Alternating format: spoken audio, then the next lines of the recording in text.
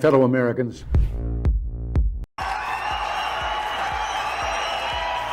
Interrogator and indeed briefed the press when we, the CIA, wanted to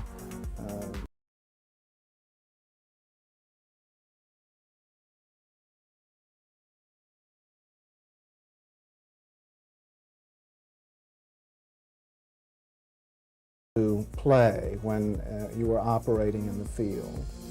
In my estimation, a CIA man should be amoral. That may sound pretty shocking to somebody, but what if my morality were that of a Nazi or agent, if you will? You wouldn't want me to be your intelligence officer. Keep the morals out of intelligence. Keep the truth in, and stay away from disinformation.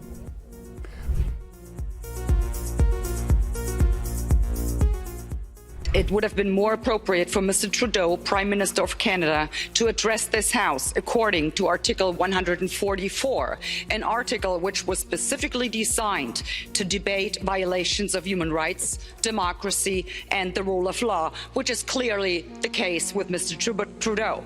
Then again, a Prime Minister who openly admires the Chinese basic dictatorship, who tramples on fundamental rights by persecuting and criminalizing his own citizens as terrorists just because they dared to stand up to his perverted concept of democracy, should not be allowed to speak in this House at all. Mr. Trudeau, you are a disgrace for any democracy. Please spare us your presence. Thank you. And it might sound radical, colleagues, but the answer to war is not more war, it's peace. And peace isn't delivered by the barrel of a gun, it's delivered by diplomacy, by dialogue. You can wish away your continent's history, but we share a continent with Russia. We will sit down with Russia. There will be a negotiated peace, and this organisation should be promoting it earlier rather than delaying it and making sure that more Ukrainians die. Your feigning of sympathy rings hollow. It makes me sick, to be honest with you.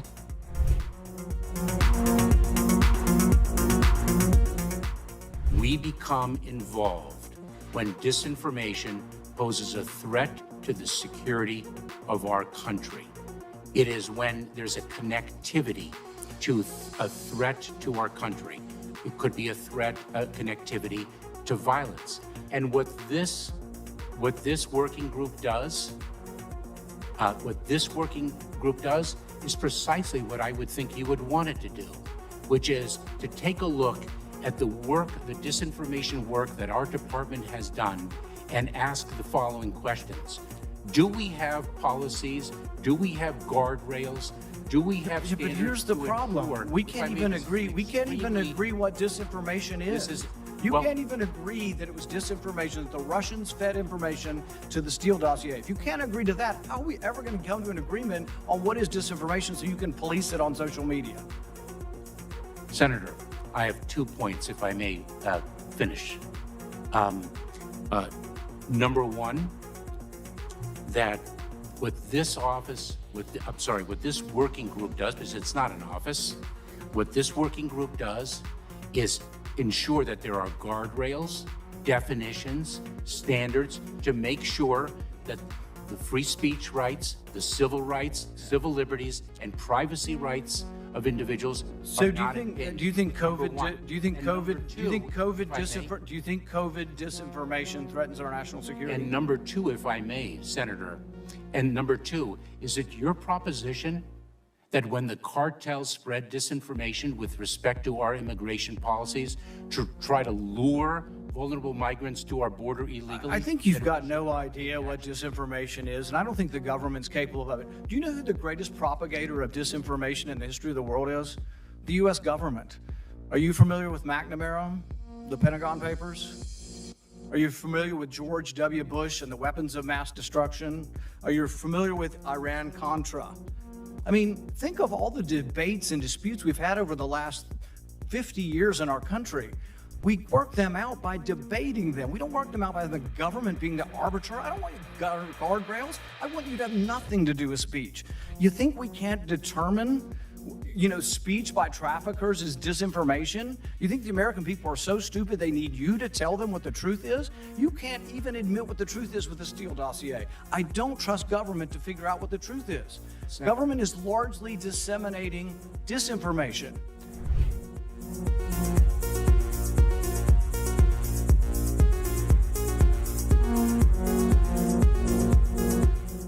You would know this this is a bit of an aside, but in terms of how you think about problem sets, when I was a cadet, what's the cadet motto at West Point? You will not lie, cheat, or steal, or tolerate those who do. I was the CIA director. We lied, we cheated, we stole. It was like we had entire training courses. We had a good discussion on ensuring global energy security and adequate oil supplies to support global economic growth, and that will begin shortly. I'm doing all I can to increase the supply for the United States of America, which I expect to happen. The Saudis share that urgency, and based on our discussions today, I expect we'll see further steps in the coming weeks. Are you worried about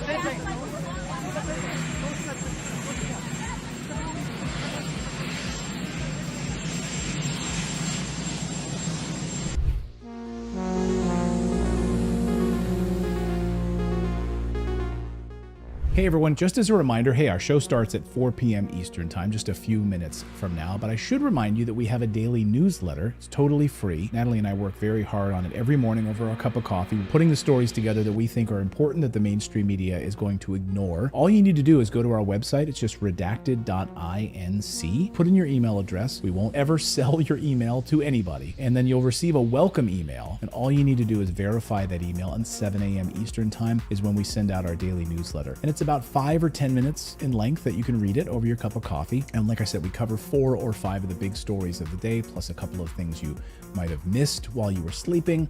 We try to have some fun with it, add a little humor into it.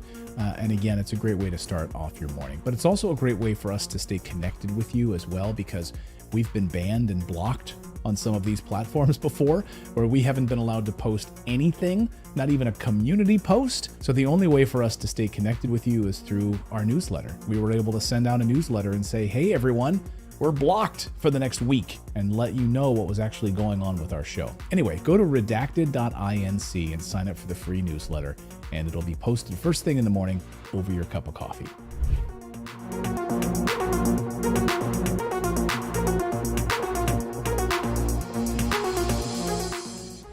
One of the hopeful things that I've discovered is that nearly every war that has started in the past 50 years has been a result of media lies. The media could have stopped it if they had searched deep enough. If they hadn't reprinted government propaganda, they could have stopped it. But what does that mean? Well, that means basically populations don't like wars. And populations have to be fooled into wars. Populations don't willingly and with open eyes go into a war.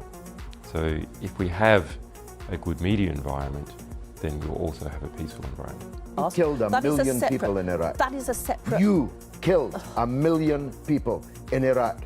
It's incredible that you have the brass neck to be sitting here now urging another Iraq war. George, after if what I was you've still already in done. Parliament,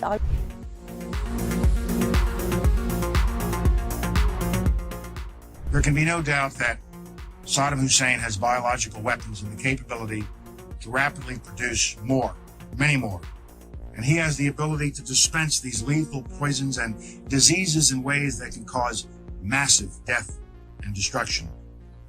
If biological weapons seem too terrible to contemplate, chemical weapons are equally chilling. UNMOVIC already laid out much of this, and it is documented for all of us to read in UNSCOM's 1999 report on the subject. If we consider just one category of missing weaponry, 6,500 bombs from the Iran-Iraq war, UNMOVIC says the amount of chemical agent in them would be on the order of 1,000 tons. These quantities of chemical weapons are now unaccounted for. Dr. Blick says, quipped that, quote, mustard gas is not marmalade. You are supposed to know what you did with it. We believe Saddam Hussein knows what he did with it, and he has not come clean with the international community. We have evidence these weapons existed. What we don't have is evidence from Iraq that they have been destroyed or where they are. That is what we are still waiting for.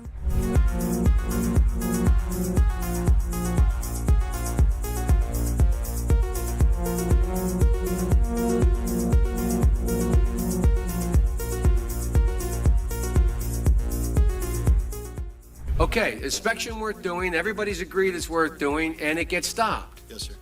At that moment, we're an automatic pilot as far as you're concerned. Period. No ifs, ands, or buts. Now, I respect that. But now, it seems to me the Secretary of State might have a slightly different problem. Secretary of State might be sitting there and saying, now look over there on that side. Now, I remember so-and-so and so-and-so and so-and-so, and the 12 people on this side, they're all the ones that said they didn't want to use force. Now, I'm going to have to go tell the president now that we should, or Secretary Cohen, unleash whatever it takes to get it done. And our military assessment is the same as the majors. The majors' assessment is, privately held but publicly acknowledged later, that airstrikes alone aren't going to do this. Saddam's not going to cave on this. So, now here's the deal. I recommended the president have at it and let the chips fall where they may. A reasonable position for the Secretary of Defense, the Secretary of State to take. But I respectfully suggest, Major, I respectfully suggest they have a responsibility slightly above your pay grade. Slightly above your pay grade. To decide whether or not to take the nation to war alone. Or to take the nation to war partway. Or to take the nation to war halfway. That's a real tough decision. That's why they get paid the big bucks. That's why they get the limos and you don't. I mean this sincerely. I'm not trying to be flip. Because I think, and that's why I said at the outset, the reason why I'm glad you did what you did, we should come to our milk. We should make a decision. But in terms of whether the Secretary of State has no more to consider than you do as the arms inspector. You didn't get in, didn't get my job done, get me in. Period. You made the deal, right? That's the deal. A deal's a deal. Get me in. Scott Ritter, I'm ready to go. It's not how it works. Now, maybe it should work that way. But wouldn't you acknowledge that if you were President of the United States or the Secretary of State, you'd sit there and say, now, okay, old Scotty boy didn't get in. We said he should get in. We want him to get in. It's important that he does get in. They're not going to let him in, so what are we going to do now? We know that France and Russia aren't going to be with us. We're quite confident China's not. We've already run those traps. They're not there. We're not sure where the United States Senate is, but have at it, boys. Go get them. And by the way, Scott and the boys say air power's not enough. I think it's a legitimate debate, Scott, Major. I think it's a legitimate debate. But I don't think we should be putting it in the context of you have somebody up there at state saying, look, how can we weasel out of this agreement? We want to let this guy out there hanging. We're not this. It's a very practical political decision. Same kind of decision General Powell made. Same kind of decision President Bush made. Every president, every Secretary of State has to do it. Like I said, they get paid more than you. Their job's a hell of a lot more complicated than yours. They may have made the wrong decision, and you brought it to light. We should address it. We should say straight up where we are, and we should do it. And for that, I thank you. But it's above your pay grade.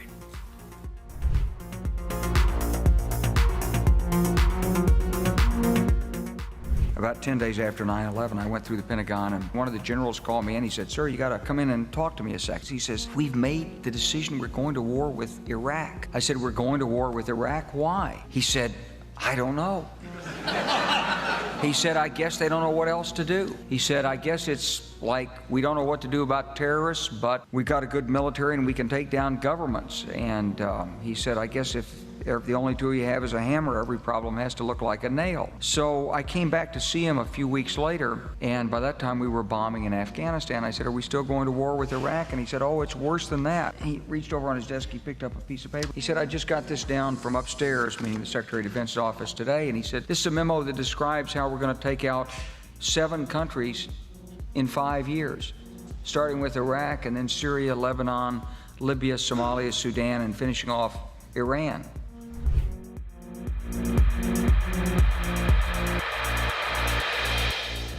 Hey everyone, Clayton here. The show is going to start at 4 p.m. Eastern Time. I should remind you that we have a VIP community. It's our Redacted Rebel VIP community. Now, this show is totally free, what you're watching right now, right? You can subscribe here on YouTube and Rumble, totally free.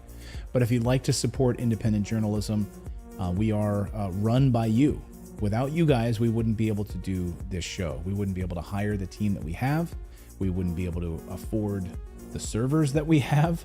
We wouldn't be able to afford the reporters that we have, the team that we have. So you can support us by going to redacted.inc, and on the right side of your screen, you'll see a VIP community button.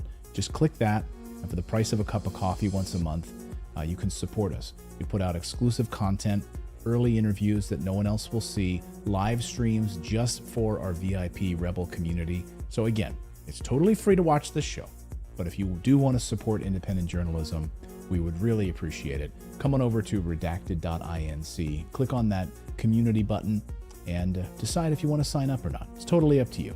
We thank you. And meanwhile, the show will start in just a few moments at 4 p.m. Eastern Time.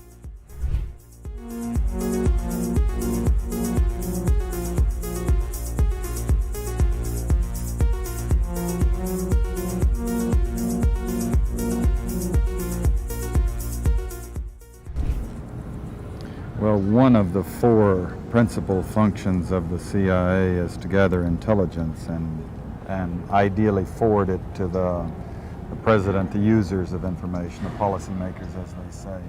There are other functions, however, some of them more legitimate than others. One is to run secret wars, the covert action that's written and talked about so much, like what's happening in Nicaragua today from Honduras.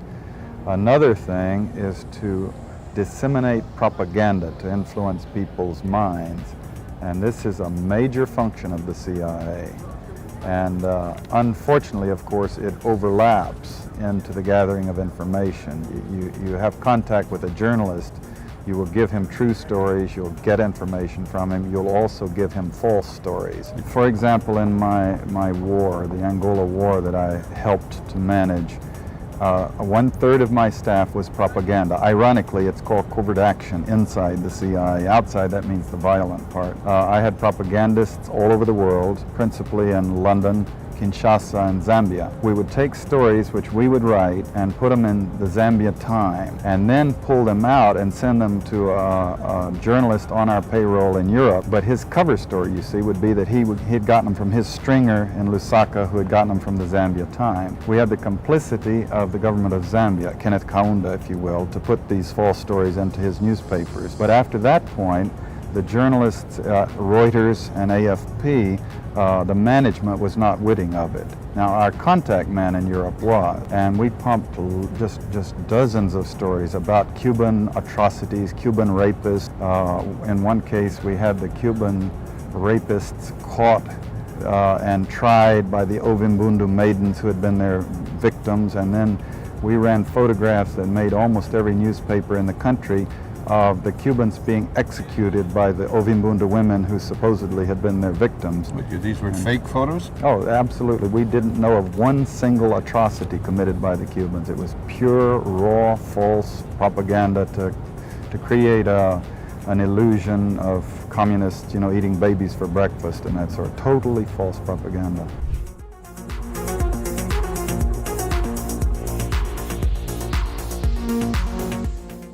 The only reason that I'm allowed to ask you this question is because today the federal court ruled that the government doesn't have the right to determine who is or is not a journalist. This is the second election in a row that the court had to overturn your government. Do you still insist on being able to make that decision, and why? First of all, questions around accreditation were handled by the press gallery and the consortium of networks who have strong perspectives on quality journalism and the important information that is shared with Canadians. The reality is organizations like yours that continue to spread misinformation and disinformation on the science around vaccines, around how we're going to actually get through this pandemic and be there for each other and keep our kids safe, is part of why we're seeing such unfortunate anger and lack of understanding of basic science. And quite frankly, I won't call it a media organization, your group of individuals need to take accountability for some of the polarization that we're seeing in this country. And I think Canadians are cluing into the fact that there is a really important decision we take about the kind of country we want to see. And I salute all extraordinary, hardworking journalists that put science and facts at the heart of what they do and ask me tough questions every day, but make sure that they are educating and informing Canadians from a broad range of perspectives, which is the last thing that you guys do.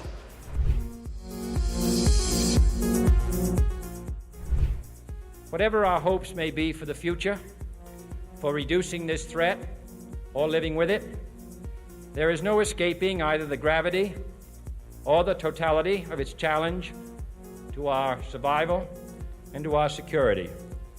A challenge that confronts us in unaccustomed ways in every sphere of human activity.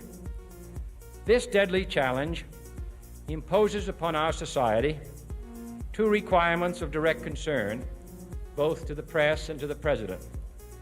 Two requirements that may seem almost contradictory in tone, but which must be reconciled and fulfilled if we are to meet this national peril. I refer first to the need for far greater public information, and second, to the need for far greater official secrecy. The very word secrecy is repugnant in a free and open society, and we are, as a people, inherently and historically opposed to secret societies, to secret oaths, and to secret proceedings. We decided long ago that the dangers of excessive and unwarranted concealment of pertinent facts far outweighed the dangers which are cited to justify it. Even today, there is little value in opposing the threat of a closed society by imitating its arbitrary restrictions. Even today, there is little value in ensuring the survival of our nation if our traditions do not survive with it. And there is very grave danger that an announced need for increased security will be seized upon by those anxious to expand its meaning to the very limits of official censorship and concealment. That I do not intend to permit to the extent that it's in my control. And no official of my administration, whether his rank is high or low, civilian or military, should interpret my words here tonight as an excuse to censor the news, to stifle dissent, to cover up our mistakes, or to withhold from the press and the public the facts they deserve to know.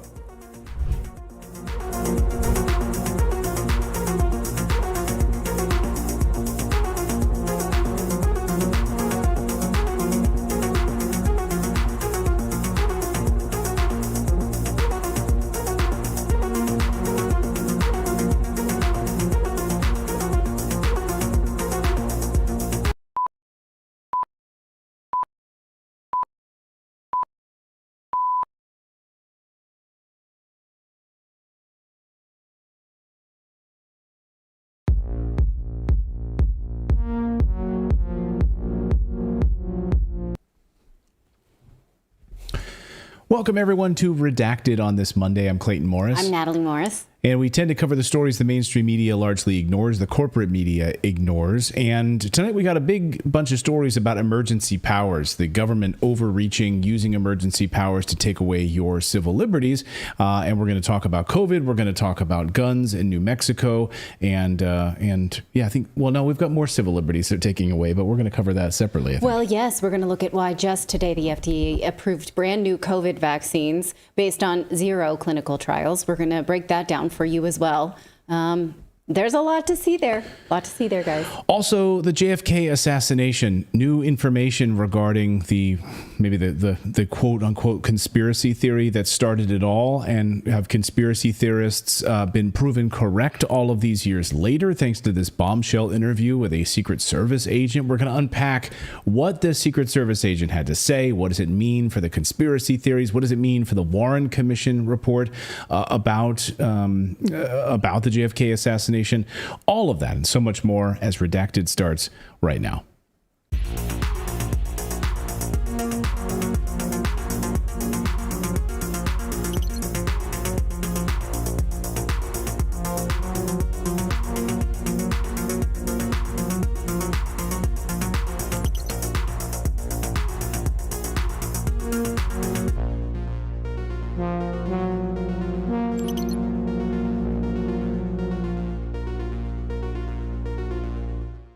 All right, I like this chat that says Clayton looks like the Marlboro Man. The Marlboro Man? Do I? I guess so. He hasn't shaven today, so I know. I suppose that's the only thing I'm case. not doing is smoking. That was funny. I was at a convenience store the other day, and this woman was there, and I guess she was there doing some promotional thing for smoking. Yeah. And she said, "Do you smoke? Do you smoke?" And I said, "Not yet." And she didn't know what to do with that. Like, I don't know if she was going to promote smoking to me or not. Okay. But no, I don't smoke. I don't smoke.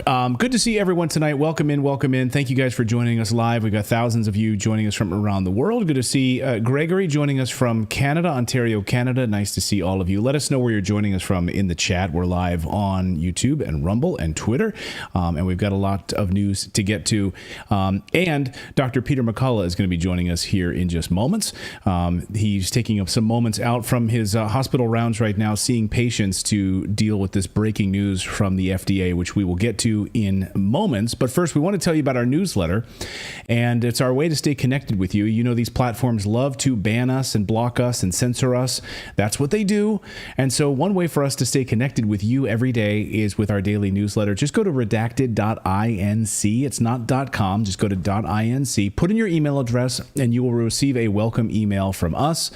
That way, tomorrow morning, about 7 a.m. Eastern time, you'll get our daily newsletter where we cover about 4 or 5 of the big stories of the day. Some things you might have missed overnight while you were sleeping, but a lot of the stories that the mainstream media loves to ignore. We will be covering this FDA CDC story in great detail tomorrow in the newsletter, so please subscribe. It's totally free. Redacted.inc is the place to go for that. Well, the FDA has given emergency approval for new COVID vaccines for anyone 6 months and older with no clinical trials to show for it. Don't worry, though. They say studies suggest that it's effective. Here to break it down with us is Dr. Peter McCullough, who has long since been critical of the COVID vaccines, and he is here to take a look. Thank you for joining us. Can you provide your reaction and just make it clear, this is not the original monovalent vaccine. This is not the bivalent. This is a brand new thing. So why are we getting so little information about it? What do you think of this? I'm not recommending them for my patients at all or for family members. These are now monovalent vaccines directed against XBB 1.5 Omicron subvariant strain. That strain now is nearly extinct. It's only 3.1% of all strains out there. The current outbreak is driven by the Eris or EG5 strain, which is most prominent. And what we see is a pattern here where the Pfizer and Moderna are constantly behind. By the time they actually develop the RNA code for a particular subvariant strain, quickly the virus mutates away into another strain. So these are obsolete. There are no studies showing they would ever work against EG5. And to my knowledge, they're not any safer. We'd expect the same safety profiles we've seen with all the prior vaccines. So I want to talk about the 6-month-olds because they're and this is under the emergency use authorization, Doc, which is, so there's an emergency and among 6-month-olds on up. So are you seeing an emergency of COVID among 6-month-olds? No, not at all. We're not hearing about it at all in children. Now, I've had some adults with the recent, presumably Eris strains, very mild. It's like a common cold. and no fever, no pulmonary involvement. We just use the virucidal nasal sprays and gargles, and they work just fine. Just over-the-counter solutions. Haven't had to prescribe any drugs.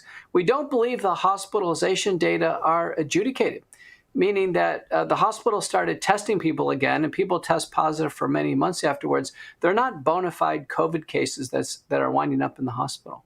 No, in fact, just today, the CDC's data shows that even though positivity test rates are increased, death rates are down almost to an unmeasurable number. So that actually verifies what you just said, is high numbers of positive cases do not mean high numbers of serious cases. And we don't have any data to show that this is any more serious, do we? No, we don't. In fact, the virus has become progressively more mild. That's great. We know a paper from Clausen and colleagues, Harvard, 97% of us have actually been through the virus clinically or subclinically. And so second infections have a zero risk of hospitalization and death, as shown by Chin and colleagues, New England Journal of Medicine, October of 2022. So I don't worry about any of my patients being hospitalized with COVID at this point in time. Every so often I'll get somebody who's never had COVID before. It's completely new to them. And I've had to advise on a case recently where we needed to, give an oral medicine like ivermectin or doxycycline or prednisone, but it's very rare now. What about this as a pre-existing condition? The idea that if you've had vaccines before, you might now be more open to getting COVID. That you are now somehow, you have less protection. Can you speak about that, which I find unbelievable? You couldn't say this 3 years ago. You would have been outcasted for this. I know, but all the countries that actually fairly report cases, hospitalizations, deaths by vaccine status, like the UK does, show much higher risks for the vaccinated. So every single vaccine that's taken, there's more and more risk. There was a Cleveland Clinic study by Shretha that showed the same thing. So what's going on is what Wheatley and colleagues predicted in 2021. It's called immune imprinting. The body is being misdirected against antiquated strains. So when the new strain hits, the vaccinated are actually more likely to acquire it and get sicker. Those with no immunity have already faced the virus and against all the components of the virus, are in much better shape to actually, manage an infection if they have it. It's the strangest thing to keep taking shots every 6 months, but yet be more and more prone to having the illness the shots are supposed to prevent. Strange indeed. In fact, I was going over the fact sheet for each of the vaccines, one approved by Moderna, one approved by Pfizer. Both of them say this exactly under the section, what are the benefits of the vaccine, says the duration of protection against COVID-19 is currently unknown.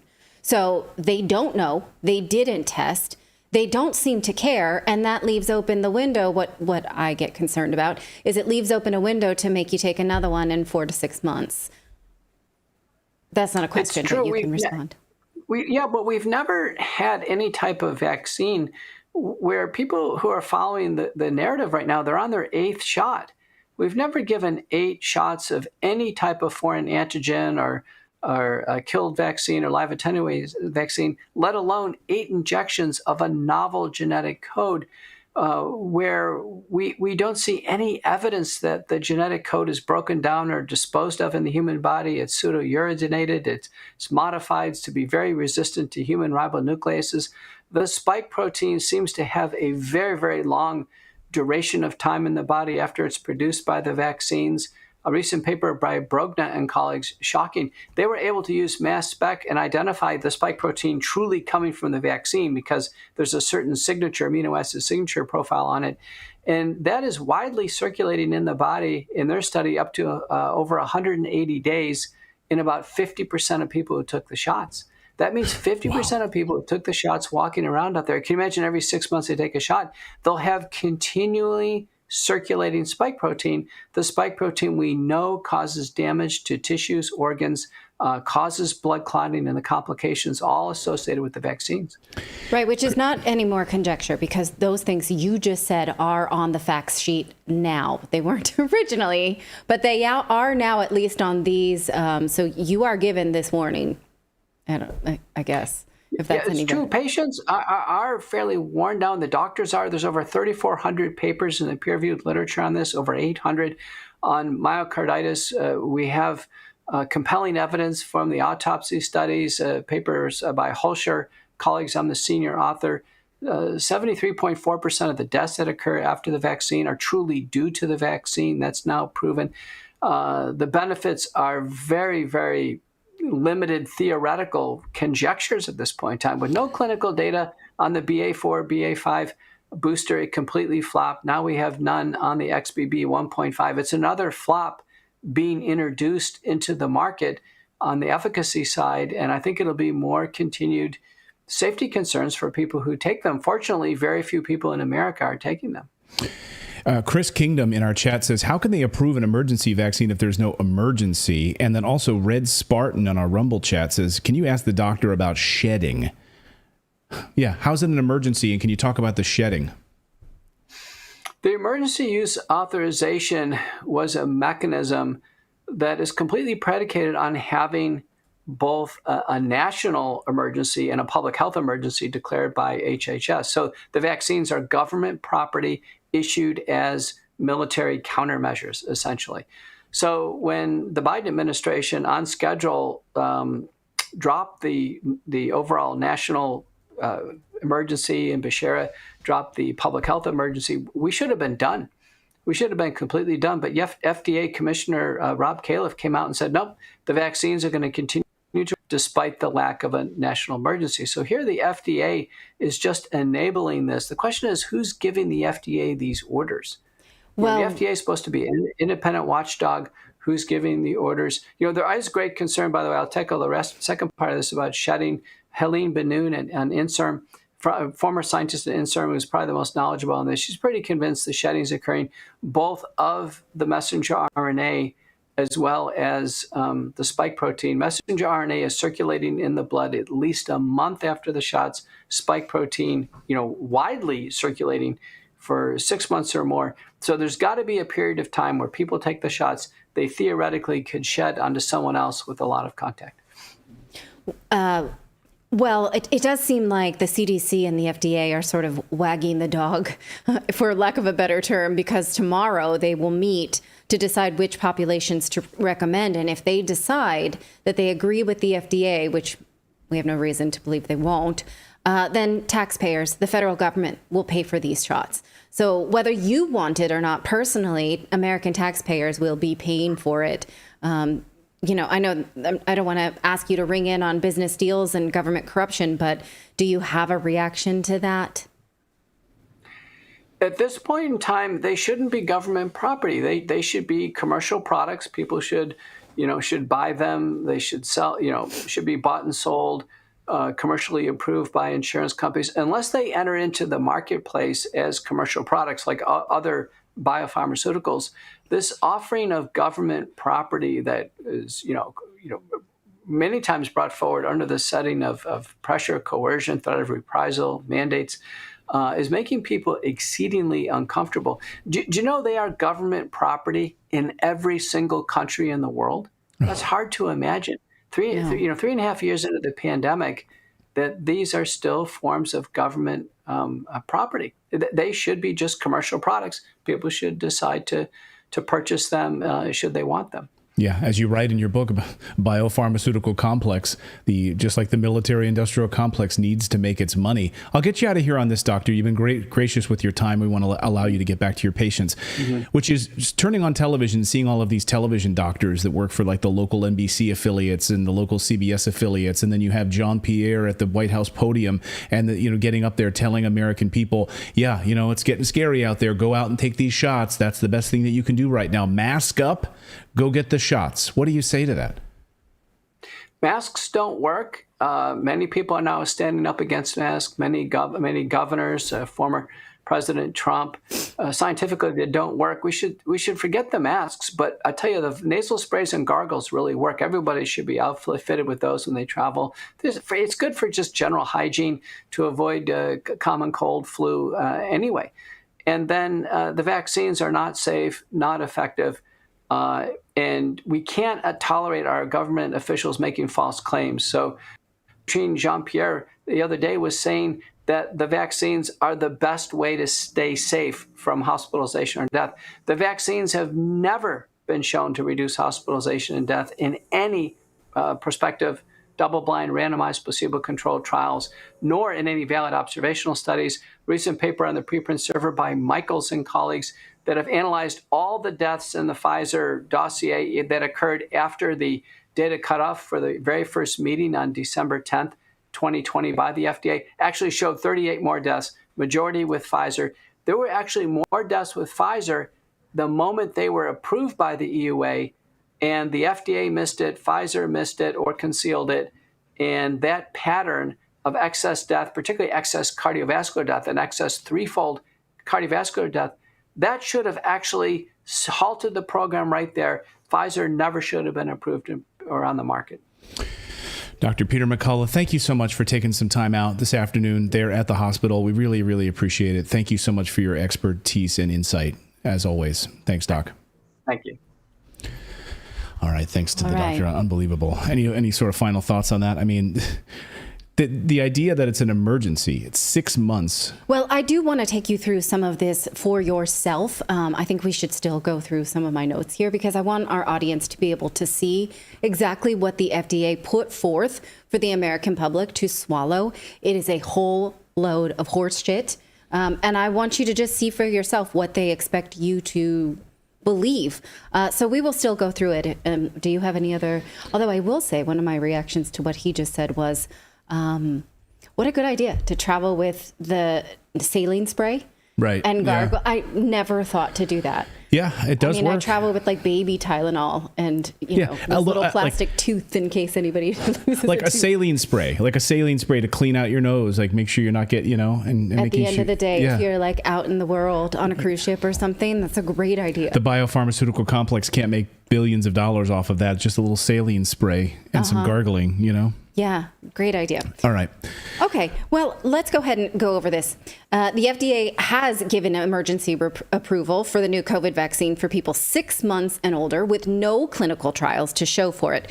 Don't worry, though. They say that studies suggest it's effective. They literally say that's it. That's all we get. Studies suggest. I want you to see this for yourself because it is insulting as a medical consumer. I just want to sort of present this to you as a little quote because Herbert Hoover once said that every collective revolution rides in on a Trojan horse of emergency. Let's revisit that quote in a second. Now, here's the announcement from the FDA. You can see it yourself. I do suggest you read it. Now, Dr. Peter McCullough, when we spoke to him earlier, we spoke of this chart from just this month, which does in fact show that COVID cases, positive cases, are trending higher. We referred to that. But look at COVID deaths. Look how low they are, below even the color coding of the chart, how much they are plummeting. And when we remember that the CDC admitted that COVID deaths were overcounted, we can take those spike deaths with a grain of salt, but at least look at where we are now. So positive cases, yes. People are testing positive. That in and of itself should not scare us or scare us into an emergency. The hospitalization and death rates should be the thing we're worried about, and those numbers don't bear out. Now, given that this new strain has flu-like symptoms, which the doctor just said, why the emergency use? The CDC also recently said this about COVID, said that this new strain of COVID, known as the Parola strain, is more capable of causing infection in people who have been vaccinated. So given that the original vaccines make us more susceptible to COVID, according to the CDC, then here, take another one. Does that make sense to you? Vaccination is a risk factor. Here's a brand new one. Who would do that? I just want to know who would do that. Again, this is not a new booster. This is a brand new vaccine. It replaces the original 2-shot monovalent and last year's bivalent. It's a brand new thing. You can get it if you've never had a COVID vaccine before. Okay, but let's just go through those questions quickly. Does it prevent transmission? The FDA doesn't say that. No data yet says that. Were there clinical trials conducted? If there were, they weren't mentioned in this announcement. In fact, the fact sheets that go with these new vaccines say specifically that the approval is based on the original vaccines. Look how Pfizer puts that. So it says, has this been tested? And they say, basically, they say over millions of people have had COVID vaccines from Pfizer before. Not this one. Here's some data about the, look. That's like my track record. Right. Well, look at those two paragraphs. The paragraph that gives their validation, they say that's about the original monovalent. That's the 2021. And then the last paragraph say that's about the bivalent one. That's the 2022 one. So it's clearly not this one that they're using to approve this one. Got that? Okay. Okay. Moderna vaccine says the exact same thing. It's like going into a math class and be like, what are your bona fides for this class? Well, I passed my history exam. Okay, good. That shows me you're a good student. Last year. Yeah. That actually is that's a really good analogy, Huddy. Sometimes you come up with them. Not just here for the looks. Right. Now, how long do these vaccines provide protection against COVID? They don't know. They don't know? Here's what they say about that. It's an emergency. Roll them out now. Get them out there. We don't know how well this thing works. Do we have that screen? I'm sorry. I labeled this wrong. What it says there, yeah, it's supposed to be Moderna, the one without a number. I apologize for that one. It says they don't know. Duration of protection against COVID-19 is currently unknown. What that says to me, what does that say to you? What it says to me is, we're going to ask you to take another one in 4 to 6 months. And also, we actually literally don't know and didn't care to test, or we have tests and we're not going to show you that. So, you imagine then being up at the White House podium and you're Jean-Pierre, the White House press secretary, and you're asked about COVID and this outbreak of COVID, which the doctor acknowledged, this mild strain. It's like cold-like symptoms. So will this protect you against COVID? And the White House says yes. Their own data, that was Pfizer's own data, or that was Moderna? The one we just showed you was Moderna, but both sheets say the exact same thing. So Pfizer and Moderna both say, we don't know. Unknown. Yeah, they don't know. But the White House is lying to you. The CDC is lying to you. Yeah. So they're telling you something that the Pfizer and Moderna are not telling you. That they are telling you that they don't know. Right. Right. What were you going to say, Philip? I was just gonna say with this every 6 month thing. It's sort of like, if you had a kitchen fire and you called the fire department, they came in and put out the fire, and the emergency was over and everything's fine. Then 2 weeks later, they take an axe to your front door, come in and just start spraying your kitchen again. It's like, what the hell are you doing? It's not on fire. And they're like, well, it could be. Could be. Right. And just we were here 6 months ago. Yeah. That's the service we provide. Now, one thing about, I went over not just the approval statement from the FDA, but these fact sheets that are given to doctors and patients when they are offered these vaccines. And so those are a bit more forthcoming than the FDA announcement, but they still don't have clinical trials. We showed you that. They at least now have serious warnings about myocarditis and other things. And then look at this Moderna. The Moderna fact sheet says, not that one. We're going to get to that one in a second. It says they're still studying the effects of myocarditis. I apologize. I ordered these wrong. That's not Philip's fault. Now, here's the big question, right? The $2 million question. Does it at least prevent against more severe COVID? Well, here's what they say about this. They say, based on tests of previous Moderna and Pfizer vaccines, we think the data, studies, not clinical trials, because they didn't do it, or at least they're not telling us if they did, suggests that the vaccines are a good match for protecting against currently circulated COVID-19 variants. Now, think of other drugs that the FDA approves. Normally, they give us a percentage, like was effective. Remember how the original one was presented to us.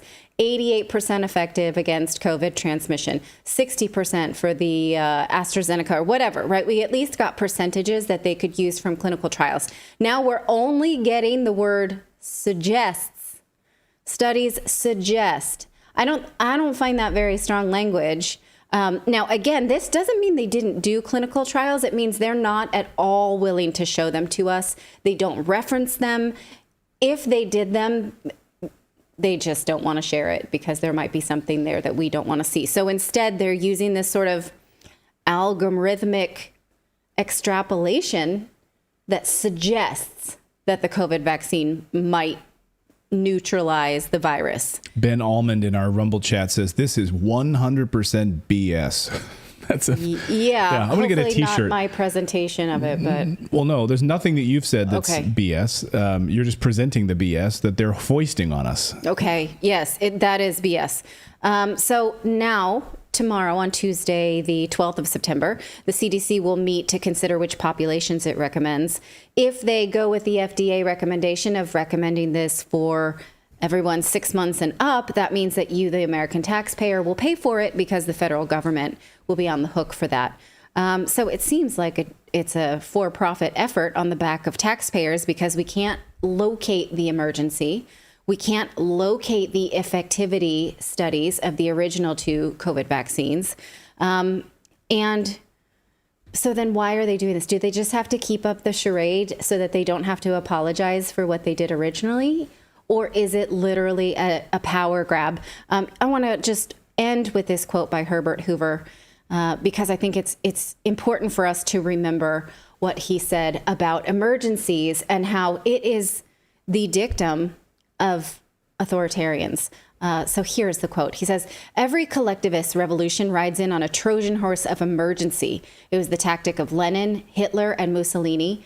In the collective sweep over a dozen minor countries of Europe, it was the cry of men striving to get on horseback. An emergency became the justification of the subsequent steps. This technique of creating emergency is the greatest achievement that demagoguery attains." We can't control it, that powerful people want to use emergencies to take power. We can only control our response to it. So let us know what you think of that in the chat.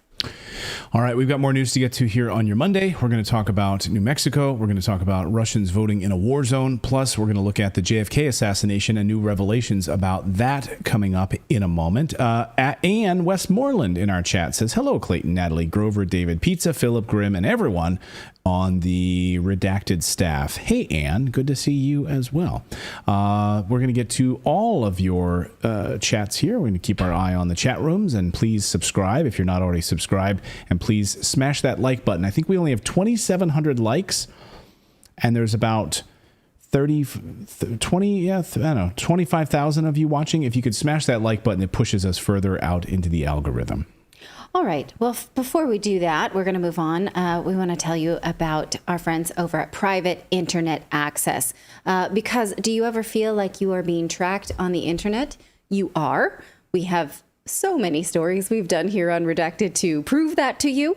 But, you know, there's a great thing about browsing the internet privately so that, you know, a lot of times when you talk to a friend about something and then an ad posts up about something, that just doesn't feel right. It doesn't feel safe.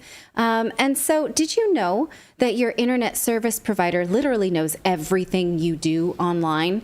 And over 30 million people have opted out of that by using a Private Internet Access VPN. A VPN is a program that you use to sort of fling yourself into a different direction so that you can't be tracked on the internet. It's an app that hides your IP address and safeguards your internet connection through an encrypted tunnel. This way, it shields your digital life from the eyes of those who are looking to exploit your private information.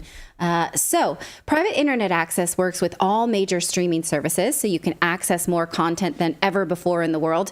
I tell you what, we couldn't do our show without a VPN like Private Internet Access because, well, one, right now we are being heavily monitored for the media that we are allowed to see. And in the West, we just aren't allowed to see different perspectives that are considered wrong things. So if I want to, say, read a perspective from an Eastern country, I have to use a VPN or else I can't see that stuff. And so that is just one of many benefits of using a VPN.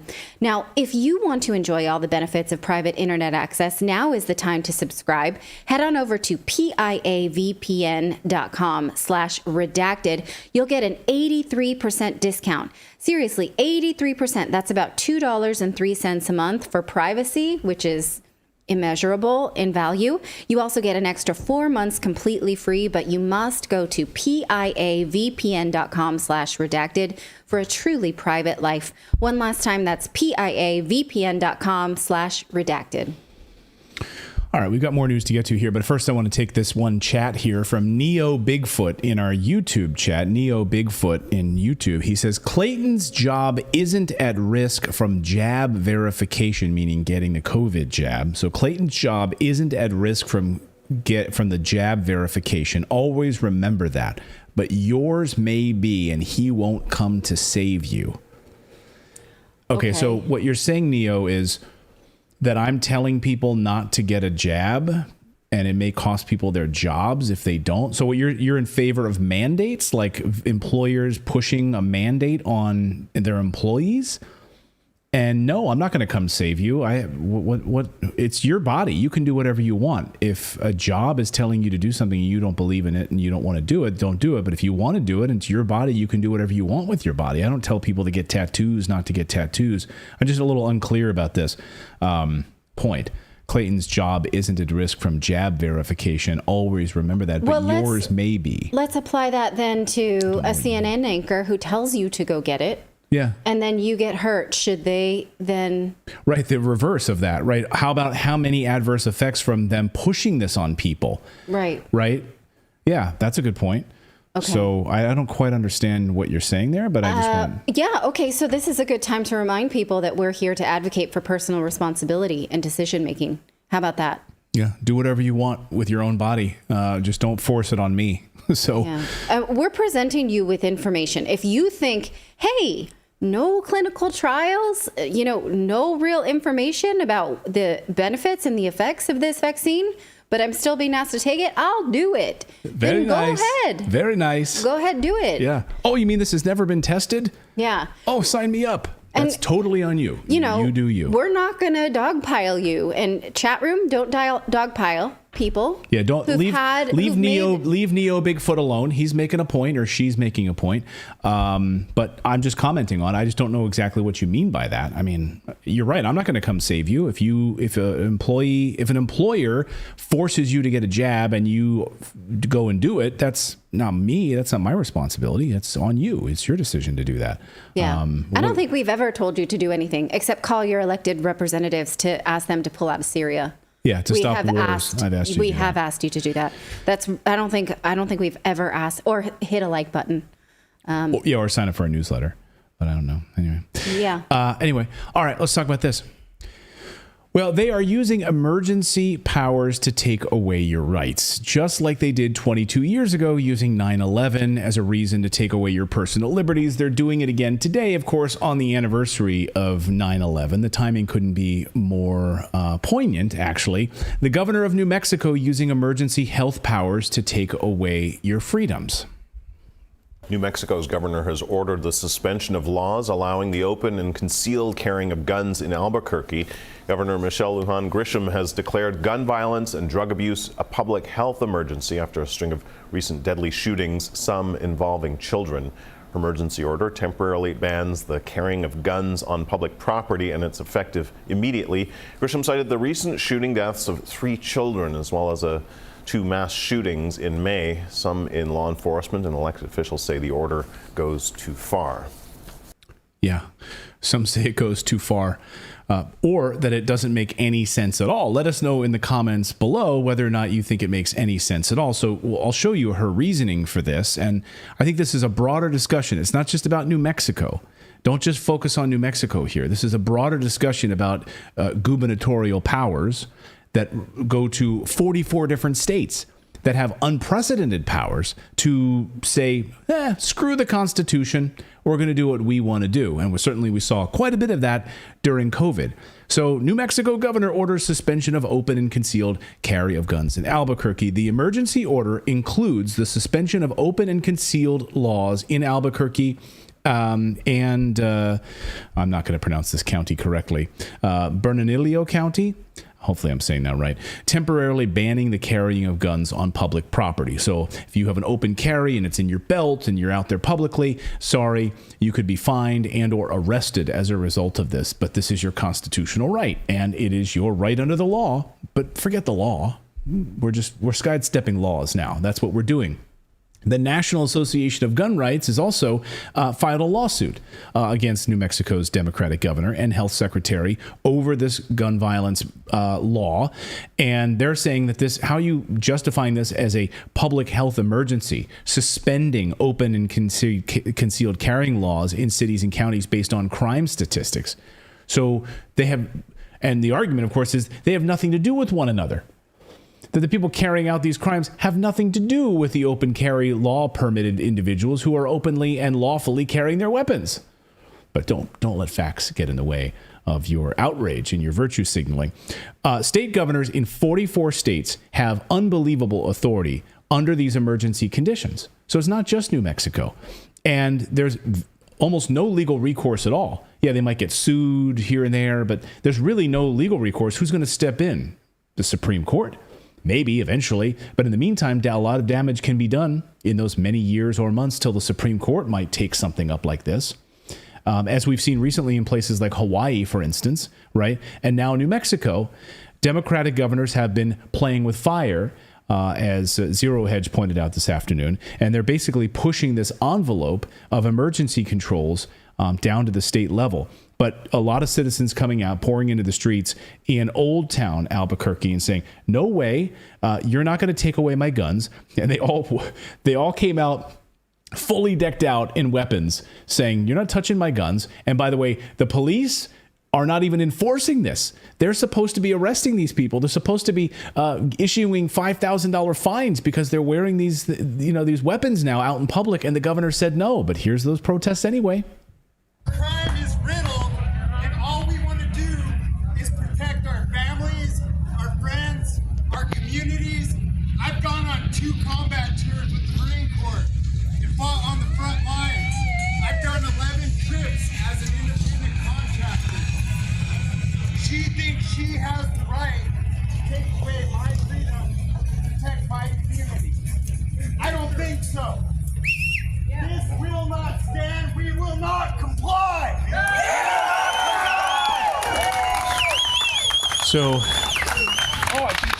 So after suspending the right to carry firearms, then the governor basically gave this is an unbelievable moment. This piece of video here kind of just sums up the hypocrisy and the bureaucracy and the sort of power grab nature of these governors right now, these Democratic governors who think that they can do anything they want and that the Constitution should really take a back seat to their own sort of political virtue signaling. Here she is explaining that, her duty to uphold the oath to the Constitution is not absolute. Like there are things that could supersede the Constitution, like this situation. Watch this unbelievable moment. There are literally too many people to arrest. Well, this would allow us, if someone's got a concealed carry permit in Albuquerque walking down a public street, they're not going to get arrested. I can make the point that they should be.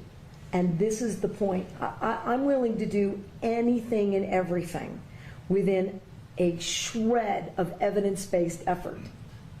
Because if you're not horrified that on any street corner in too many cities in New Mexico, there is someone with a gun sticking out of their waist or their belt.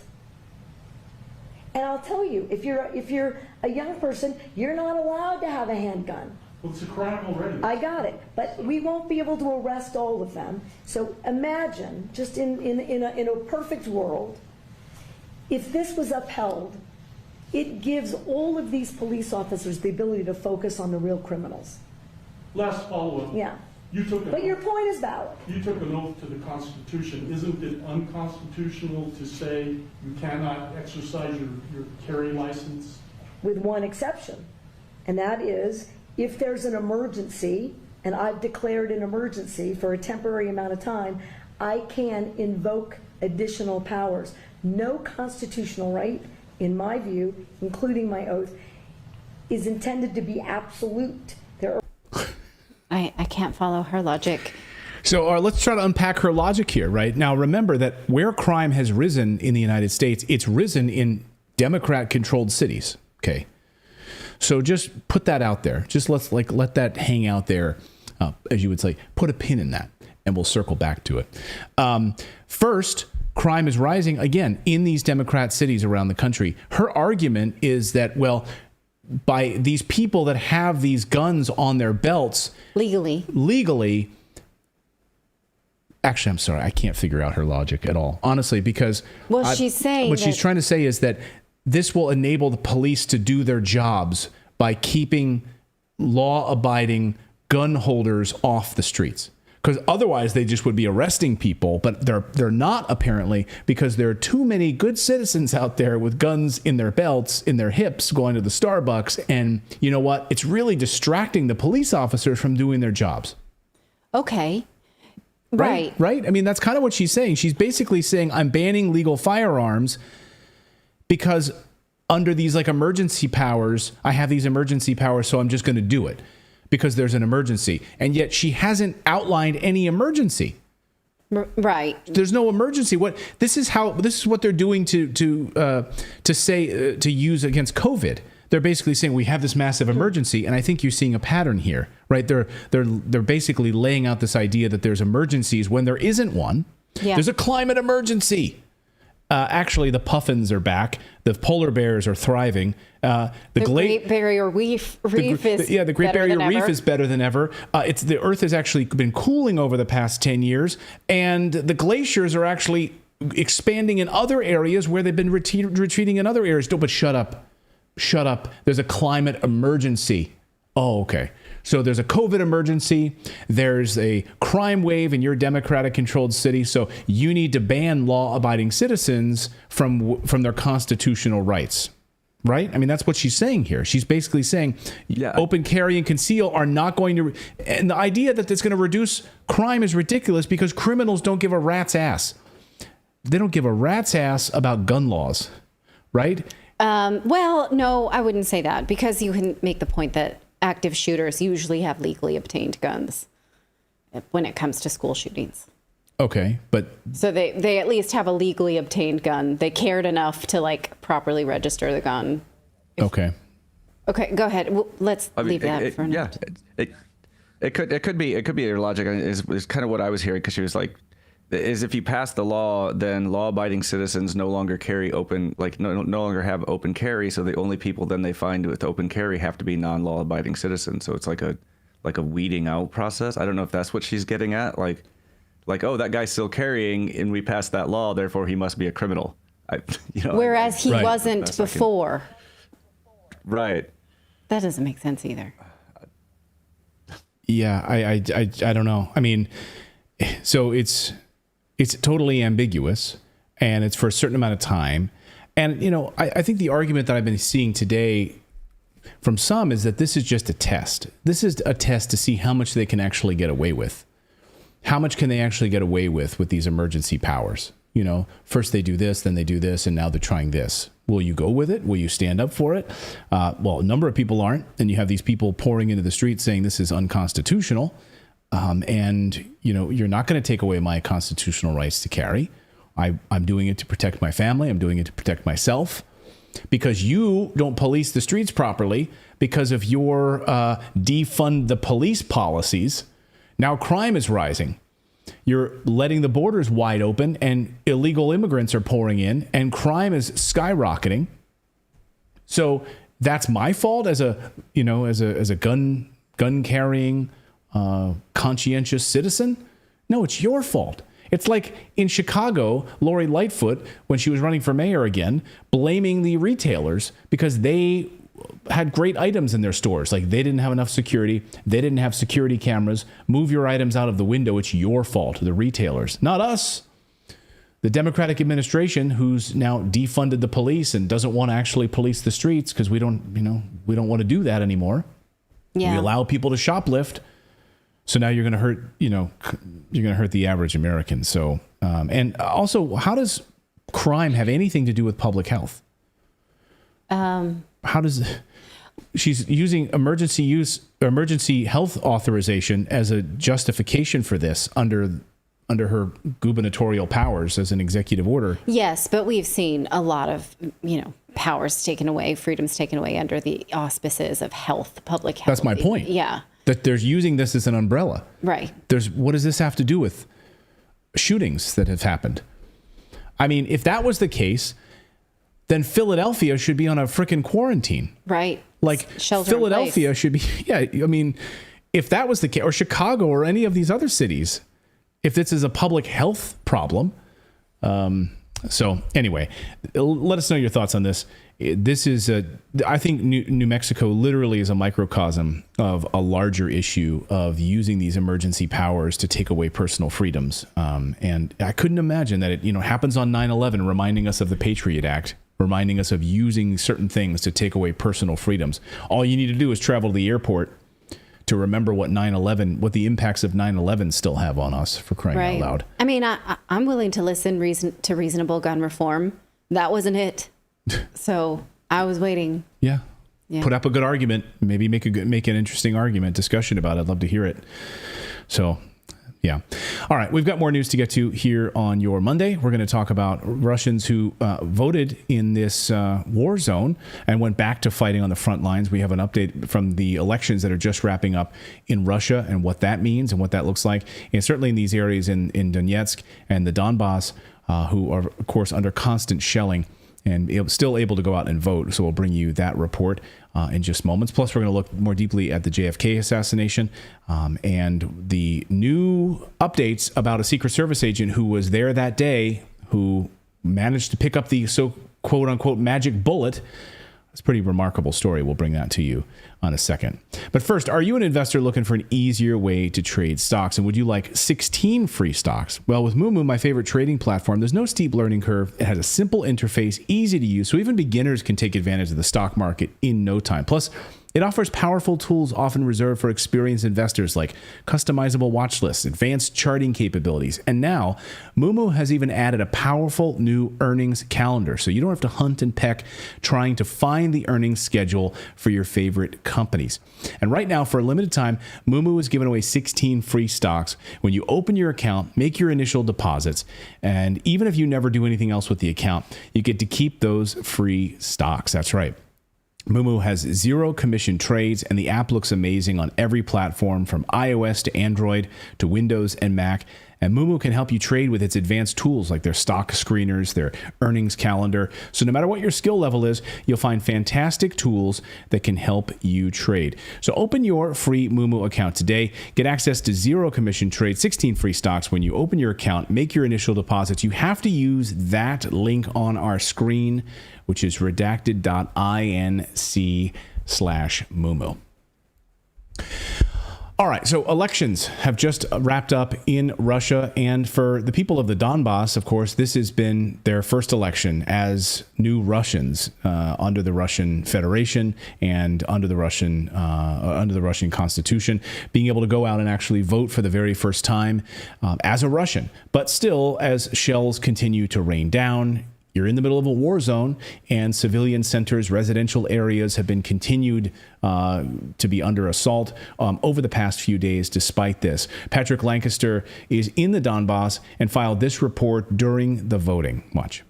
Hello, Redacted. I'm Patrick Lancaster, and we've got a special report for you today from the Ukraine-Russian front line.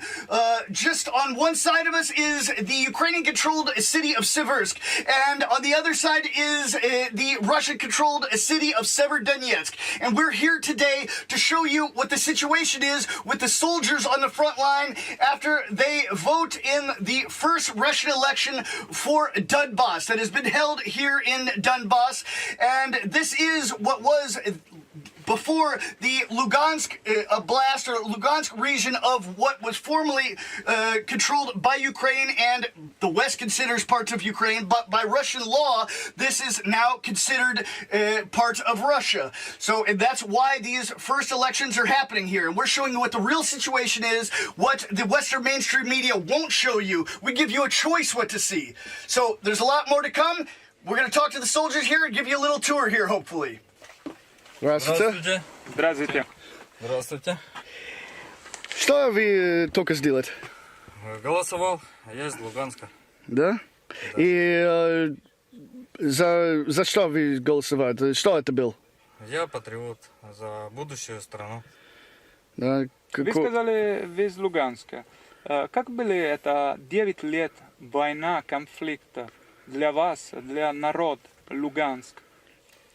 Ну, народ Луганск страдал от этого, потому что постоянно прилеты, люди гибнут, гражданские тоже, дети.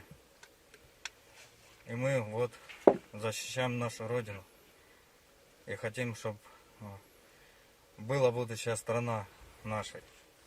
А сколько у вас лет? 37. Ну, вы знаете, как были это 9 лет война в Луганске, Донбасс.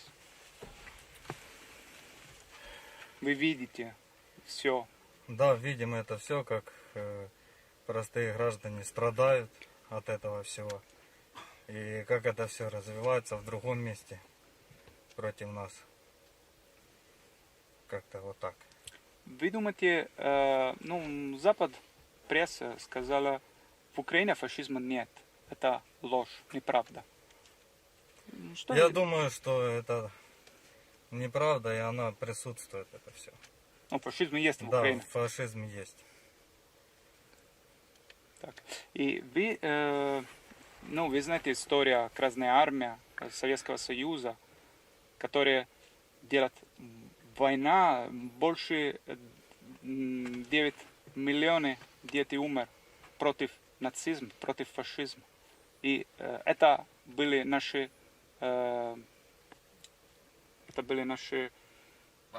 бабушки, дедушки. И сегодня вы здесь. Ну, вы как они. Наши деды, прадеды тоже защищали в 1945 году от нацизма людей.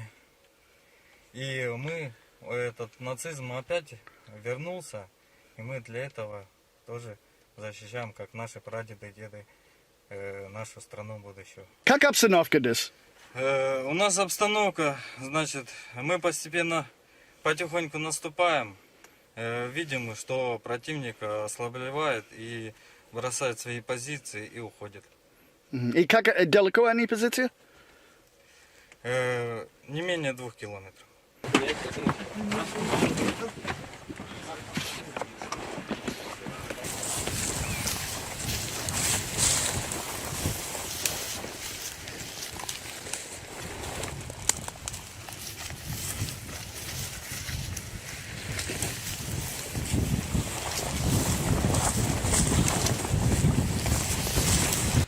Можно сказать, ой, что это? Выход. Укропский выход. Угу. И где мы сейчас? Что обстановка? Ну, мы вблизи серой зоны. Тут до нашего поста ближайший пост. Метров 200 наблюдательный пункт. Дальше здесь серая зона и укропы. Еще километра 1,5 уже идут. Ага. И вы только голосовать тоже? Да, мы только вернулись с участка избирательного. Ага. Вот, проголосовал, конечно. Вы откуда? Я с Луганска. Угу. Угу. И почему голосовать? Ну, голосовали за свою будущую страну.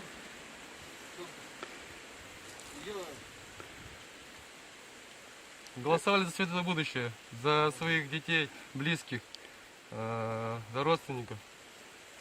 Чтобы страна росла и процветала.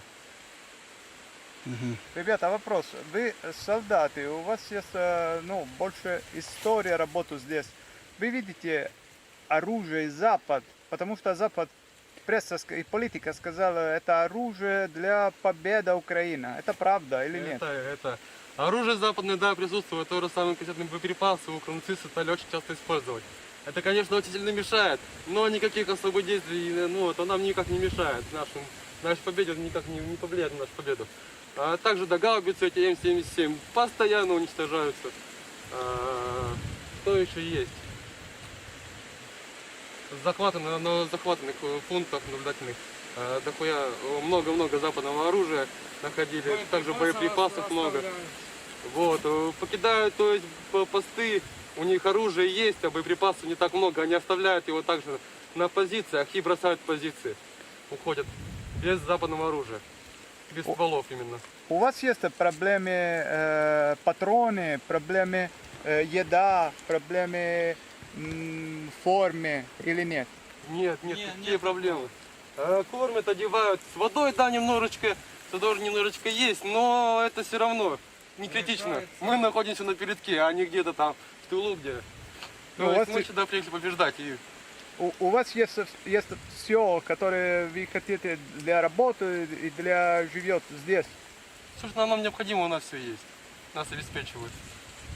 Хорошо. Så вас местный Луганск. На Европа и США и Украина сказать, Луганск это Украина. Что вы могу как местный сказать за это? Я только могу посмеяться в лицо прямо. Луганск нет. Луганск не Америка, не Европа, он не будет. И не Украина тем более. Луганск российский город. Российскими жителями. И там уже все налаживается после Украины. Сейчас там все отстраивается, дороги появились, люди снимают видео и показывают, типа, ничего, ну, типа, вот как это наши... Что отстроила Россия за это время, пока не идет война? А что отстроила Украина? Что ничего вообще. Да, что ничего не было, приехали эти оккупанты. Оккупанты приехали и все начали отстраивать, асфальт старый ломать. Что вы думал за украинские контрступления?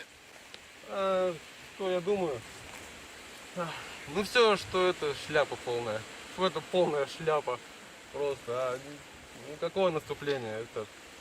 Ну соберутся, мы их заметим, по-любому выявим и разобьем их. Наступление так такового. Ну да, было тяжело сначала, но потом мы снова сплотились духом и выстояли, не отдали ни метра своей земли. Ребята, у вас есть слова для народа Запад, которые думают, вы орки, вы монстры. Как реальны? Орки и монстры сидят перед нами. Вот там, где, вот в той стороне орки и монстры, которые обстреливали школы, детские сады, жилые дома, больницы. Вот там монстры сидят. Мы монстры разве? Мы такого не делаем. И дальше разбивают школы, инфраструктуру и так далее. Can you introduce yourself? Andrea Lucci, the Italian journalist. I live and work in Lugansk and Donbass now. And what are we doing here today? Today we are in the position of Russian soldiers between Severodonetsk and Sibersk, and we are out the position and advanced position for saw and make interview with soldiers that are working with observation and in the second day of election. I think this is an important day because the soldiers can vote also if they are working. Можно вопрос? Тут опасное место сейчас или что обстановка? Как? Сейчас, да, опасно. Ну, погода усилился, поднялся ветер, как бы птички вражеские не летают, БПЛАшки не летают. Более-менее спокойная обстановка. Можно передвигаться, да, на позиции спокойненько. Ну, сейчас ждем ротации, поэтому мы сейчас пока вот потом плохая погода усилилась, ветер поднялся. Ротируемся, проголосовали, и сейчас меняем пацанов, которые там в блиндаже сидят. Меняем их, они тоже идут голосовать. Дальше нема? Дальше никого нет. Все. Дальше... Мы не могу туда, да? Дальше туда не надо идти, там уже серая зона. Ну там уже опаснее, потому что укропы знают, что там наблюдательный пункт. Они бывают, туда что-нибудь скидывают, бластик этих же. Но нет, сейчас вообще лучше туда не стоит ходить. Что мы будем делать сейчас? Мы подождем ребят с разведгруппы. Подождем их, доложим установку, и мы двинемся дальше.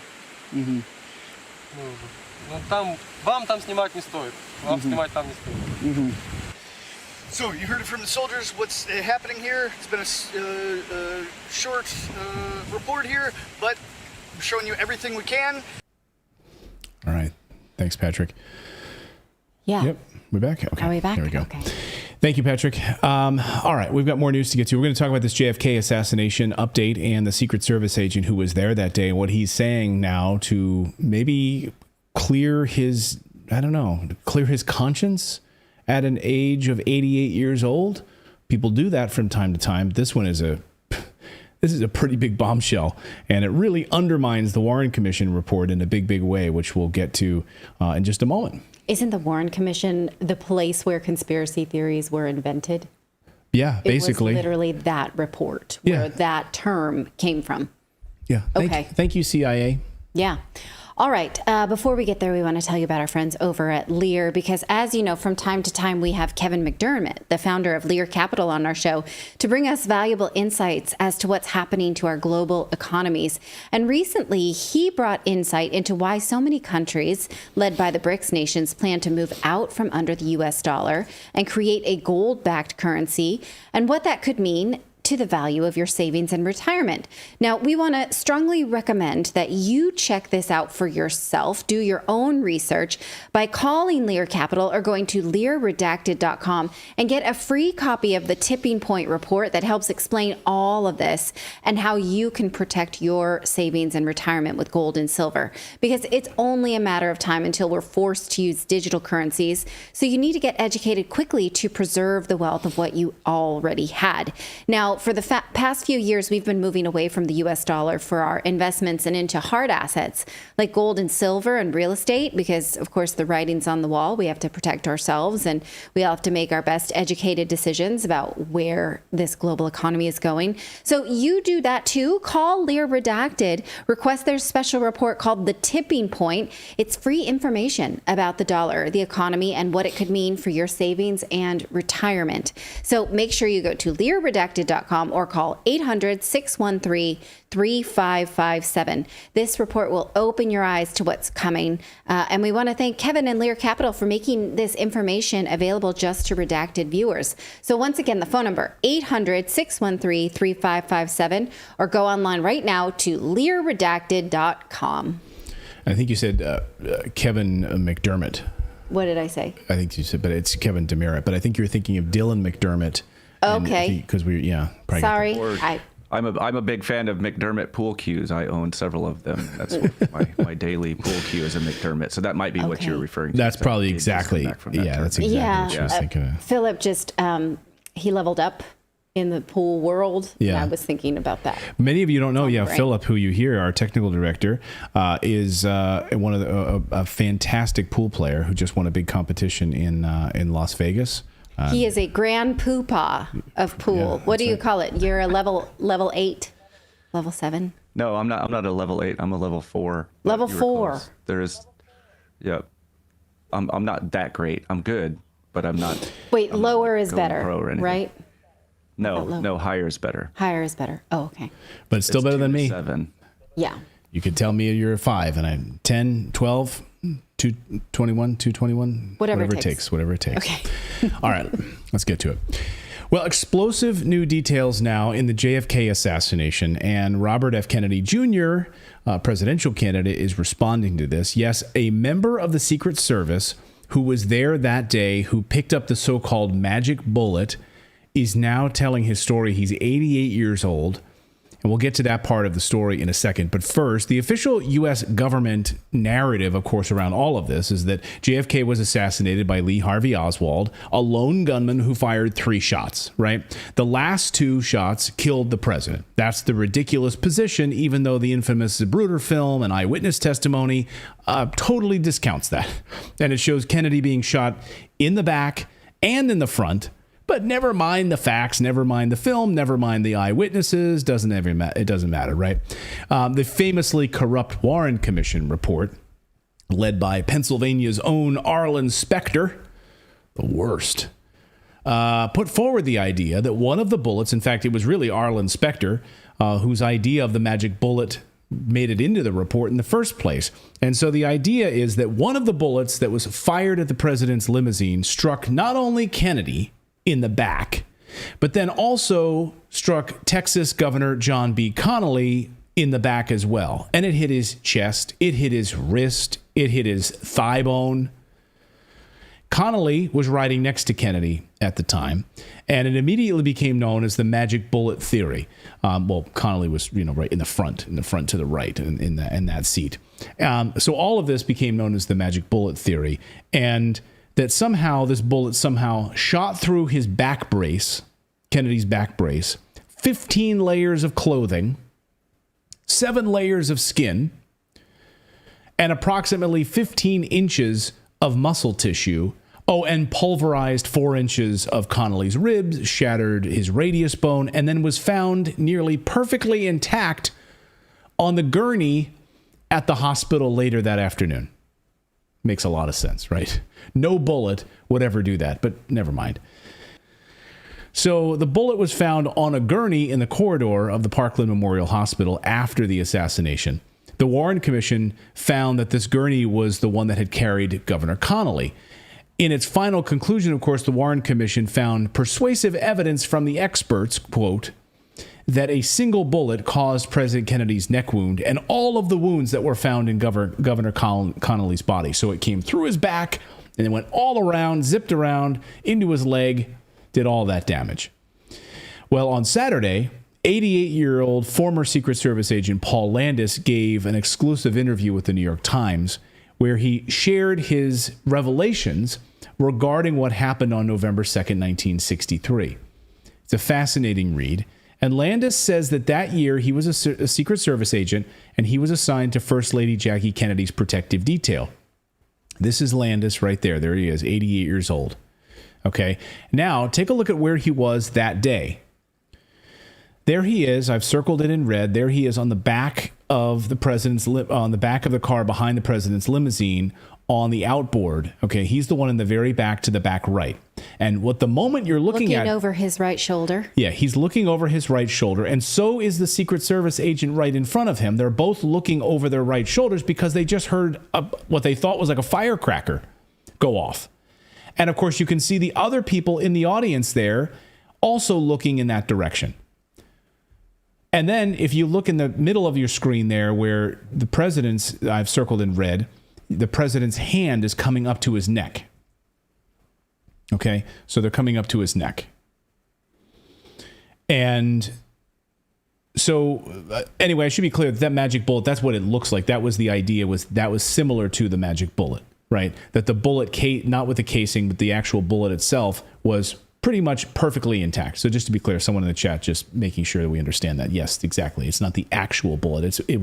That's the type of bullet that was used in that rifle. So I'm sorry about that. Just to be clear. Sorry. No, I guess it was just me being confused by the image. I just want to be clear. So anyway, so Landis told the Times that after Kennedy was shot, he was the one who retrieved the so-called magic bullet and explained the chaotic scene that gave him the opportunity. The New York Times did. So there was nobody there to secure the scene, he says, and that it was a big, big bother to me. All the agents that were there were focused on the president, he said. A crowd was gathering, he says. This was all going on so quickly. And I was just afraid that it was a piece of evidence and that I realized right away, very important, and I didn't want it to disappear or to get lost. So it was. Paul, you've got to make a decision, he's saying to himself, and so I grabbed it. Now, according to Landis, there was nothing magical about the bullet. He says that the bullet struck Kennedy in the back, but it was, quote, undercharged, and then it popped back out before the president's body was removed from the limo. It never touched Connolly. So it went through the president's back and right into the fabric of the limousine. It never hit Connolly, therefore it was never a magic bullet. Landis went on to tell the Times that while he had always viewed Oswald as the lone gunman, he's no longer sure about it. So once they reached the hospital, Mr. Hill and Mr. Landis then coaxed the distraught First Lady out of the back seat, according to the New York Times. Let her go, please. Let go of your husband. We need to take him inside to see if we can save his life. After they exited the car, that's when Paul Landis noticed 2 bullet fragments in a pool of bright red blood here in the back seat of the limousine. And he picked up one of them. He fingered one of them, but he put it back down, he said. He didn't pick it up and put it in his pocket. But that's when he said he noticed the intact bullet in the seam of the tufted dark leather cushioning in front. And so that's when he grabbed it. He slipped it into his coat pocket, headed into the hospital where he planned to give it to his supervisor. But in the confusion, he says instinctively, he put it on Kennedy's stretcher inside the hospital. So he had the magic bullet that had been fired, and he placed it on the stretcher inside the hospital. So this means there was no magic bullet. There was none. Because, I'm sorry, I'm trying to follow this. Because there were 3. Yeah, well, there were three shots. Yeah. Right? The idea all along is that, no, this one bullet, this one that came from... Because the whole idea of the magic bullet is that there was never a shot from the front, right? It was a lone gunman from behind. Yeah. It was Oswald 6 floors up in the book depository firing this shot, these 3 shots. Sure. Ba-boom, ba-boom, ba-boom. Like he fired that quickly. That's the narrative. That's the official narrative. Yeah. So for there to have been... So the magic bullet had to have come from him. Yeah. Right. And then no front shot could have come from anywhere because that other person didn't exist. There's only one person. Okay. There's only one person, and he's up there. So this means there was no magic bullet, and the bullet that passed right through Kennedy's back lodged itself into the seat. It never hit Governor Connolly. And he pulled it out of the fabric, and that's the reason it was in such great condition. Nothing magic about it. It didn't go through the 2 men. Mm-hmm. Another revelation, Mr. Lander says, is he was never interviewed by the Warren Commission. One thing about this... Hold on. Did you hear me? He was never interviewed by the Warren Commission. He was literally on the back of the limousine. And they didn't interview him about what he saw, about what he heard, about the bullet that he pulled out of the frickin' limo. Can you let that sink in for a second? I mean, don't you think there might have been protocol even back then to like not touch the crime scene, not touch the car? I mean, we didn't have DNA testing back then, right? So it's, well, we're going to pick up bullet casings, I guess. I don't know. But he described the scene as so chaotic that he felt the need to sort of preserve the crime scene. It's what he was describing this interview, that it was like they just pulled the limos up and they ran into the hospital and there was no protection around the vehicle at all. So he felt compelled to try to preserve some of the crime scene. That's what he says in this interview. Okay, and make the point one more time about what the president's doing by holding his neck. Well, yeah, maybe we can put up that photo again if you want, the black. Because I'm zooming into it and I'm just trying to see. Okay, so on the back, here you see Landis back there circled in red. Okay. Yeah. And then you see circled in there in the center is the president holding his hand, bringing his hand up famously, okay, when he sort of slumps forward. And of course, the book depository is 6 floors up. And well, we now know from forensic pathologists have testified under oath and have admitted, well, the president was like the bullet trajectory was coming upwards, not this way from down from the book depository. The one that struck him in the back had an upward trajectory. Yeah. Right, as Cyril Wecht writes in his great book about the forensics of this, it's upward trajectory. So how does it come from a 6th-floor book depository if it comes this way into his back? There's another hand holding his hand. Do you see that? Well, yeah, I'm not really sure, but in that photo. Boy, I wish they had an iPhone. That's a grainy photo. But anyway, it's amazing. There he is looking over his shoulder to what he describes as hearing a firecracker, which he hoped was a firecracker, he said, which he immediately found out in a moment's notice it wasn't. And then, of course, Secret Agent Hill jumps up on the back of the hood and gives a thumbs down, letting everyone know that the president has been shot. Thumbs down means he's shot. So, I mean, can you imagine? He was never interviewed by the Warren Commission. How the hell does that happen? And now RFK Jr. tweeted this out yesterday. He says, the magic bullet theory is now dead. This preposterous construction has served as the mainstay of the theory that a single shooter murdered President Kennedy since the Warren Commission advanced it 60 years ago under the direction of the former CIA Director Allen Dulles, whom my uncle fired. The recent revelations by JFK's Secret Service protector Paul Landis have prompted even the New York Times, among the last lonely defenders of the Warren report, to finally acknowledge its absurdity. So the relationship, of course, between the CIA and the mob and how this was ordered at the highest levels and how the CIA ordered the killing of JFK. We now know that.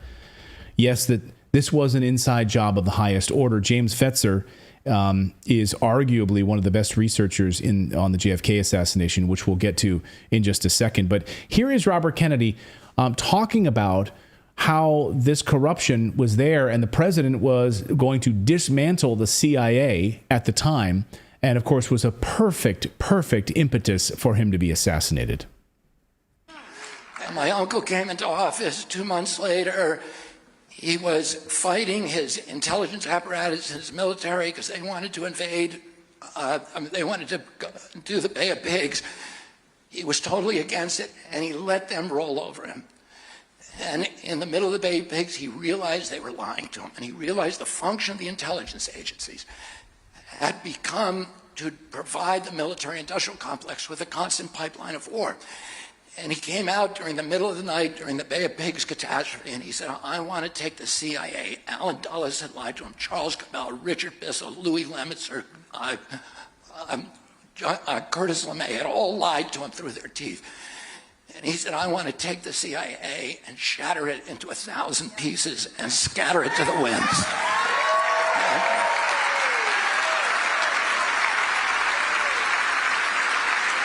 And you know, George W. Bush had the same problem. George W. Bush says the worst mistake he made as president was listening to CIA Director George Tenet tell him it was a slam dunk that Saddam Hussein had weapons of mass destruction. And so the neocons and CIA got to go into Iraq and throw out and do regime change. And we got now we've spent $8 trillion. And what do we get for that $8 trillion? Nothing. Worse than nothing. What do we get for that? Bless you. So to answer your questions here about the magic bullet, let's see if we can show this. So this here is the actual fully intact magic bullet, which you can see there.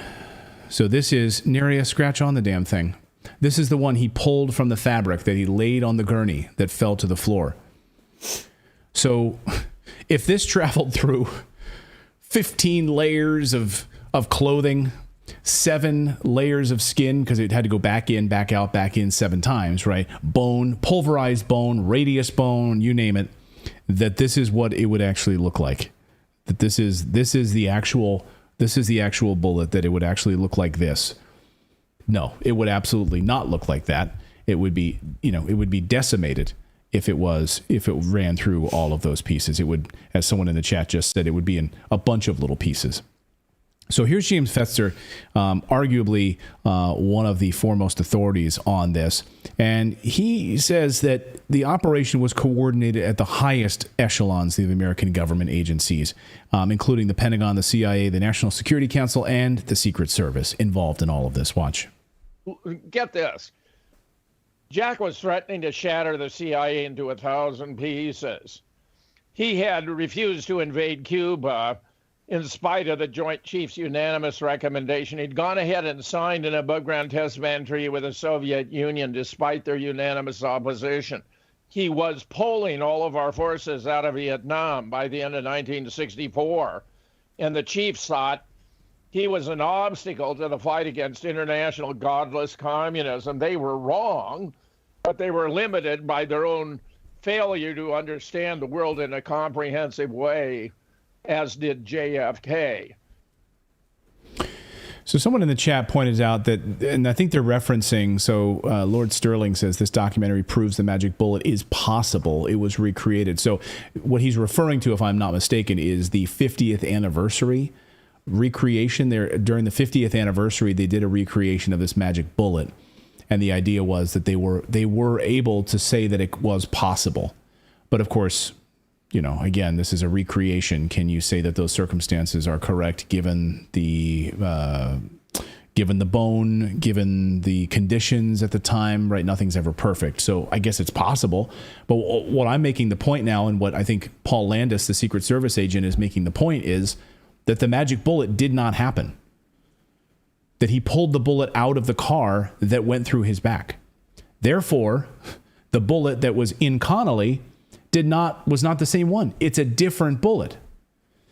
And of course, if you even dive more deeply into it, and if they had actually done an autopsy by people who had ever done an autopsy before, but they didn't, they wouldn't allow the doctor at Parkland Memorial to actually do the autopsy. They picked him up by his armpits, lifted him aside, and basically told him, you're not doing the autopsy. Then they took the president's body back to Washington, D.C., and two people who'd never done an autopsy before with a gunshot wound did the autopsy. And if they had actually looked at his brain, they would have seen that there were two different paths, one from the front and one from the back, that hit him in the head. But they didn't do that because I guess it wasn't important enough to do it. And as quickly that they could paint the lone gunman, Lee Harvey Oswald, as the lone gunman and sweep away any other conspiracy theories, then that's how we can move on from this. And now the president is dead. We can continue in Vietnam. The CIA can thrive. Lyndon Johnson becomes president. And, there you go. So much has so much water under the bridge. Fascinating. Let us know what you think about this. Read the interesting story in the New York Times if you dare to. It's really interesting to see about the Secret Service agent who's 88 years old. I mean, what do you guys think? Do you guys think he's sort of at the end of his life and he's wanting to tell his story, clear his conscience? The CIA, based on this report, coined the term conspiracy theory to label anybody who didn't buy their telling of it as crazy. Yeah. It was a deliberate attack on any kind of controversial thinking or questioning. Yeah. And it continues today in many other ways. Who would have thought that conspiracy theory would have such a big life of its own after the Kennedy report? Indeed. Let us know your thoughts on this. Thank you, guys. And, yeah. I liked that. Good job. I mean, I don't like it. It's a bit of history. It's fascinating. I think you did a good job with that. Well, thank you. It's a fascinating subject. And I've, interviewed Richard Belzer, who, of course, wrote some books on the subject, and all of the people who mysteriously died who were associated with this were wind up with mysterious heart attacks and poisonings and mysterious suicides. And read Richard Belzer's book on this. It's I think it's called The Hit List. Man, crazy book, but it's jaw-dropping to read it. All right. We should mention that we do have a community. We'd love for you to join our community. And I should mention, right after tonight's show, we are going to premiere on YouTube our new 9/11 documentary, because we launched it to our Redacted Rebels first and to our Rumble community first. And that's the benefit of joining our community, because you get to see access to those things before anyone else. Plus, we're able to show you the uncensored version of it. We had to cut a few things out for YouTube because they will block us, they will ban us, they will not let us show it here. But nevertheless, we do have a community. If you'd like to support independent journalism and what we do here, for the price of a cup of coffee once a month, you can support us by going to redacted.inc and click on the Become a VIP button right there.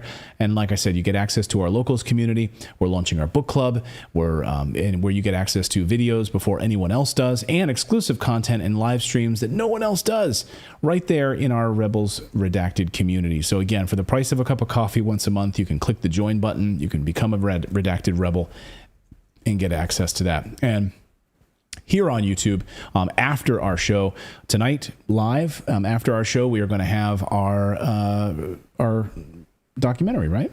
Yes. Yes. That. Yes, that. So yes, premiering right after the show, you can watch our Redacted Presents 9/11 documentary. I've seen a couple people here who said they've watched it already and they loved it. So thank you guys so much. But it will premiere, I think, Philip, right directly after the show. So you can stay right here, I believe. No, it'll be. I think it's scheduled at 3 p.m. Pacific. So. Okay, that is 6 p.m. Eastern. In about a half an hour. Okay, so you'll see the premiere right here on YouTube.